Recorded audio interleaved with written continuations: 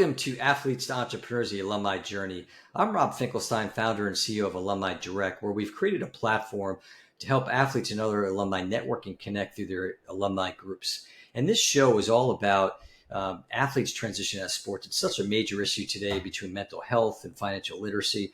And so we interview former collegiate professional athletes, and we talk all about their journey and ways that they can ultimately teach and inspire athletes that there is, in fact, life after sports. Very happy and excited to have Lexi Mickens on with us today. How you doing, Lexi? Hi, Rob. I'm doing so well. Thanks for having me.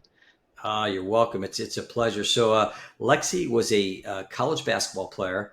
So I'm gonna wing it because she gave this all to me before. But she went to LaGuardia College as well as Wagner College, played basketball there, and then when she transitioned out, she got into the sports world. She was in event presentation and community service, and then ultimately kind of went into the tech career. And now she is the founder of Run It Back, which she's going to tell us all about. So, Lexi, usually what I like to do is I start out and talk about growing up playing sports and how it shaped you leading up into college. Yeah, thank you, Rob. And great question. I think growing up in sports shaped me entirely. There were so many different life skills that aren't taught in the classroom, unfortunately, such as time management, cognitive thinking, personal branding, pitching yourself. I mean, just showing up and being 110% in the moment. And so I had a great opportunity to continue sports throughout college, and even sports today is still teaching me so much of who I'm becoming and want to be, just because of the determination and discipline, I would say. So without sports, I don't know what my identity would be like, honestly.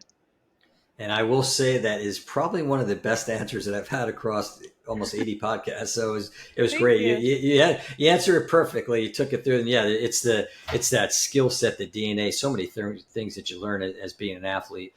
So we're going to talk a little about college.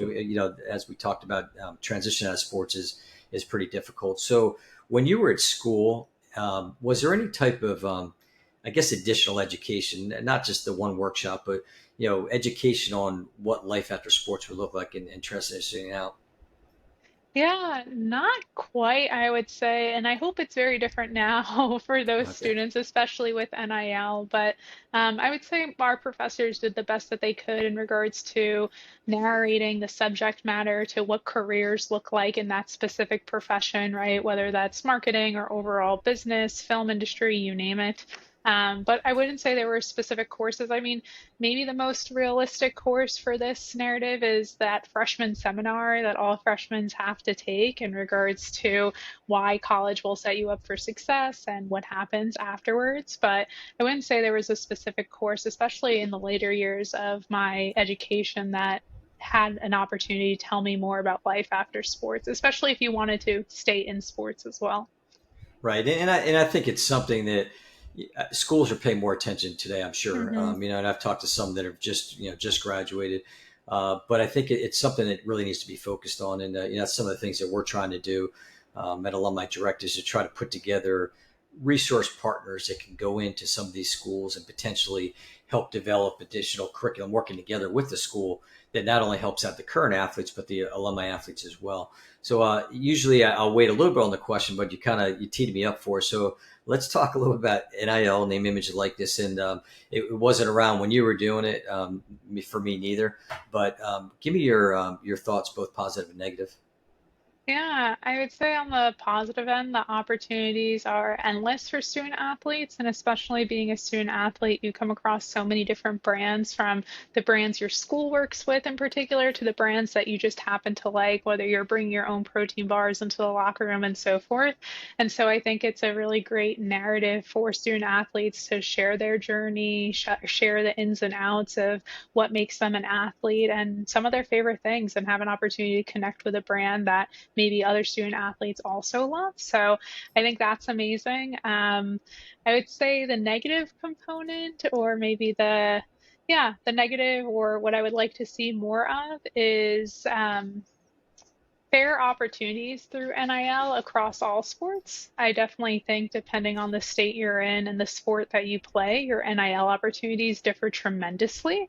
So, seeing unique NIL deals for all student athletes from D3 to D1 to junior college and so forth would be a really nice thing to see in the years to come as NIL expands.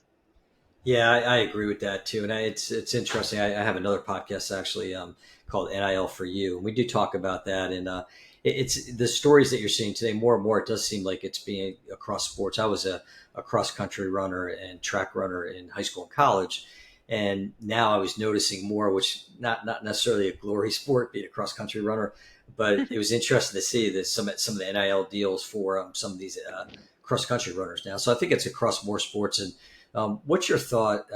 This is something that came up on a previous podcast as well. Is it seems like some of the women's sports seem to be lending more to it and more as a team effort versus just an individual. Yeah, I think there's something to say about the camaraderie of women's sports overall. It's really a sisterhood and a family. And there's some girls that I've played basketball with since I grew up at the age of 13 that now are a part of my nonprofit and consistently show up for our community. So I think it's a no-brainer and it's no surprise that a lot of these NIL deals are not only for one or two student athletes on a team, but you're seeing multiple student athletes on a team get these NIL deals. And I think it also has a lot to say about the character of specific universities that student athletes are so pitchable and easy to work with because of the demeanor and the character that these coaches are instilling on their student athletes. So, no surprise there, Rob. Yeah, for sure. So, the only other thing that people talk about too, I guess, not necessarily the negative side, but just the need for more education, especially when Mm. it comes to things like financial literacy, where just knowing that hey, you got to pay taxes and you got to do different things like that, which that sometimes comes up. Let's talk a little bit about networking, connecting. Obviously, this is something that's big for us at Alumni Direct, but talk about the importance of doing that while you're still playing. Yeah, I think it's so important and it's such a unique opportunity because you're representing a university. You also get to tell your individual story. The university is shaping who you are as a character. And so networking is huge. I mean, I know when I was at Wagner, I also did some work study. I had an academic scholarship, non-athletic scholarship. And so I walked on, and my goal through my athletic journey was to network with as many people as I can. And so now on my LinkedIn, I'm still friends with our old athletic directors, still friends with a lot of my faculty members and so forth, just because you never know as to how you can help others or how they can help you in your journey. So told someone this, I believe last week, but I heard a coach, one of my friends had told me that their coach, when they were playing, wouldn't allow them to wear hoodies or headphones on campus while walking around because it made them seem less approachable. And I actually really like that. I think nowadays we're so fixated and behind our phones walking around campus that you get to miss the opportunity of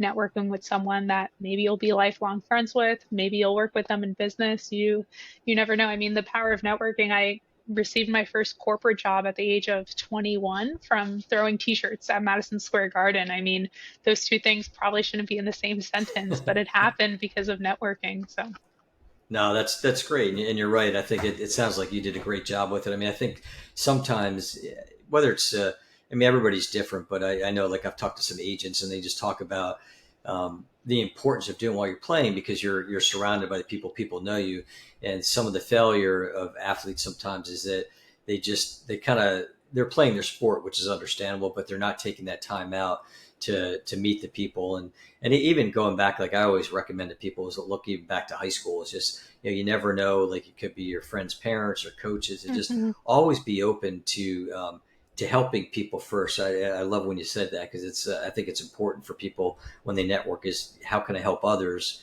and it's gonna come back around for helping you as well.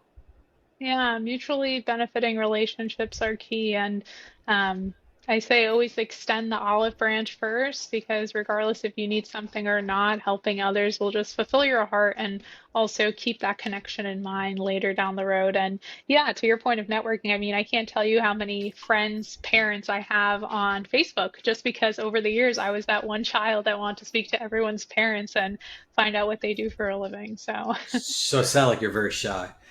yeah, just a bit. just a tad bit. Uh, So let's switch gears and we want to talk about alumni connections, and this is something that's important. It kind of funnels in obviously to the networking and all that too. But how much do you know? I guess at LaGuardia or even at Wagner, did they tap into alumni to come back and work with the fellow athletes. And I don't mean just coming back for like a tournament, but more so, mentoring or working in an extended period. Did that happen at all, or does it happen today? Yeah, at LaGuardia it was a unique situation. We were the first women's basketball team for the community college to have. So we didn't have any alumni to look up to or hear stories from that played women's basketball there. And then once we graduated, we didn't necessarily get an opportunity to do the same. But at Wagner, I believe we had a few alumni come for an alumni game. But as you had mentioned, there weren't any workshops at the time, and I'm dating back to maybe 2017 or so. So Right. things might have changed since then, but I do think there's so much knowledge that can be shared if workshops were to take place, and those that are in the corporate world now can share their journey from being a college student athlete to working in corporate and the path that they decided to take. Yeah, it's so important to engage them. And I think sometimes, and I've talked before about maybe there's changes within the athletic department, whether it be the coaches or athletic director, and so they might not necessarily reach out to people from other classes that weren't related to. But I think it's important. I think for alumni to come back and they want to help and just to tap into them and like I said, not just for like you said for that game, but also other times they can come back and hopefully more and more schools are encouraging that. A lot of people that I talk to, they say maybe not so much, but they are willing to help. So I think it's a team effort of bringing them back together and getting the alumni involved.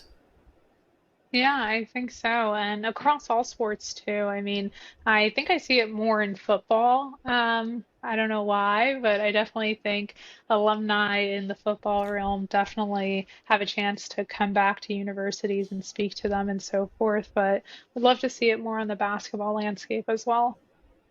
Yeah, I think it's yeah, it makes sense with the football. You're right, basketball, and I mean all sports. There, it becomes. I think you might have stragglers, but I think it'd be great Yeah. if the athletic departments just said, "Hey, let's get these people out." So once you're done, you probably played basketball. Actually, I didn't ask you earlier. Did when you were growing, like when did you start playing? Did you start playing pretty young? Yeah, I mean, I think organized basketball, I played for my local church, Our Lady Queen of Martyrs. So CYO is what they call it in New York City, the Catholic Youth Organization. And I started there in about fourth grade, I believe. And then outside of that, I was playing unorganized basketball with my brother. Perks of having an older sibling, I guess. But yeah, I started in fourth grade playing organized, and that led me to a academic scholarship for middle school and high school, where I had a chance to then play and further my development there. That's great. And so, playing all those years now, all of a sudden, when you were finishing up, um, talk a little about your transition out of sports. Were there challenges for you? And either way, give advice to fellow athletes as they begin that journey. Yeah, I think it's important to find your new routine. So I foregoed my senior year of eligibility at Wagner and jumped right into corporate America. I was presented an offer that I couldn't pass up on at the time. And so I had to get into the mindset, well, I'm not changing into my basketball shorts and reversible jersey at 5 a.m., but now I'm changing into my corporate work attire at 5 a.m., and making sure I'm on time, making sure I'm presentable, making sure I'm fully showing up. And so I think the mindset shift was a bit difficult to navigate at first, those first few months, but I think a lot of the skills that your coaches teach you about like communicating loud, early, and often, right? Being super aware and hyper present of where you are in your environment and the team that you're working with really just takes your work ethic to the next level, especially in corporate. I mean, I can't tell you how many introductions I had where I mentioned I was a collegiate athlete, I was a collegiate athlete, I was a collegiate athlete, just because I wanted my new coworkers to understand that I'm a team first personnel and that I want to make sure their work shines as much as mine does, if not even more. So while the transition was hard, if you keep that teammate mindset, I think you're in for amazing things in corporate or whatever narrative you take. Yeah, no, that's great advice there. You're right because that's there's one podcast we did with he played football in college and then got out, went to the business world, and ultimately became the CEO of a couple large companies. And Mm. he implored athletes that, look, you have such a skill set, and people want the athletes. To there's a lot of companies that want to hire athletes and all that. It's important. So that's great. So now that you started, you said you got into first you were in the kind of the world of professional sports, but then transitioned out into. So I guess it was kind of a segue for you going from professional sports and then ultimately going into the you said the tech space. So talk a little bit about that and maybe some of the changes. Yeah, I mean, professional sports to tech are so different, but I would say one thing that's held me accountable in both realms is understanding a timeline and delivering things early, not later. In the professional world, time is everything from the amount of time you get to practice something on court versus the time that the team's coming out from their timeout. I mean, everything is so strict and timely just because of the fines and things of that nature when dealing with a bigger league. And then in corporate, I had an opportunity to work on a few different teams within tech. I helped the tech company that I worked for build their onboarding experience. I worked within their philanthropy realm, focusing on workforce development and education. And the last team I had an opportunity to sit on was the mergers and acquisitions team. So bringing on employees from different acquisitions and getting them accustomed to the culture at the company I worked for. And yeah, I would say it was very different, but as exciting and fast paced as sports. And I think the tech world is booming now more than ever. And so if you're looking for something to get your heartbeat going, that was definitely it. But I did miss having an opportunity to like wear sweatpants to work every now and then. So that's something you don't get to do in tech. No, for sure. Well, I guess fortunately, in the times where remote work, it's fortunately or Yeah. unfortunately probably you get a little more of that. So you got through tech, and then you kind of mentioned that you did a little stuff in philanthropy. It's always a tough word to, to pronounce here. So, talk about what you're doing today, and you're the founder of Run It Back. Talk about your foundation, and I guess what got you started with it, and then talk what you're doing with it. Yeah, so Run It Back is a 501(c)(3). We are based in the United States, currently in 14 states out of the 50, and we're looking to revolutionize communities through sports and make them more equitable, starting with basketball. And we do this in three different pillars. We offer free open play and free clinic work for both student athletes ages 12 through 18, and then adults 18 to, I think our oldest player was 65, Rob. I'm not going to lie. We have Wow. a wide age range. And then outside of that, we offer free student athlete mentorship. So we have a curated curriculum taught by former student athletes, helping current student athletes in those same cities and states we're in. It's 26 weeks and really focused on the same like learnings and challenges I had growing up as a student athlete. So the cognitive thinking, time management, personal branding, you name it. And that curriculum begins in seventh grade and ends in 12th grade. And for our adults, we offer free professional development. So mock interviews, resume reviews, speed networking opportunities. You'd be amazed as to how many young adults don't have an individual in their family that's maybe working in corporate America that they can shed advice on in terms of the interview process or how to build your LinkedIn and so forth. And now those services unfortunately have become a business where people are charging $200, Yeah. $300 for a resume review. And so we offer all of our programming free and at no charge to our constituent. And yeah, we're looking to build to hopefully all 50 states and soon enough internationally. Wow, that's great. Yeah, no, ambitious plans. So what made you want to get into this?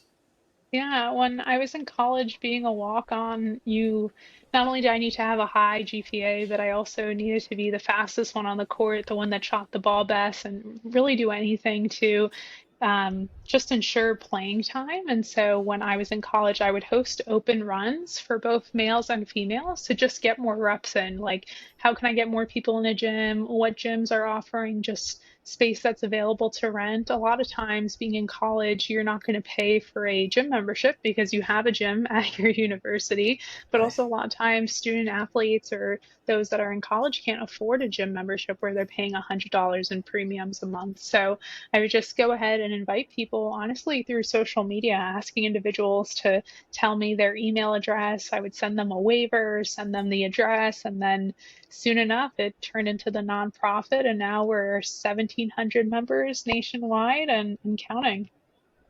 That's great. And so, like do you have, I guess, the people doing the curriculum? Like, is that you have like athletes or just anybody in general doing the coaching and all that?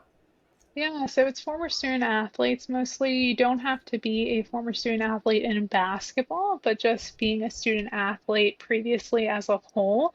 There's only so much that current student athletes will listen to their coach or parents. And I know I Sure. was one of those student athletes for some time, but to hear stories like myself and others that you've hosted on the podcast, I mean, there's no linear student athlete journey. Maybe you stay at your university for 4 years, maybe you go to a few different colleges like myself. And so having those organic conversation paired with a curriculum that is actually helping them personally and professionally, we found to be really rewarding. And some student athletes we've helped have even received academic scholarships before athletic scholarships at these universities because they're so focused on growing personally that that's showing up in the classroom as well for their GPA.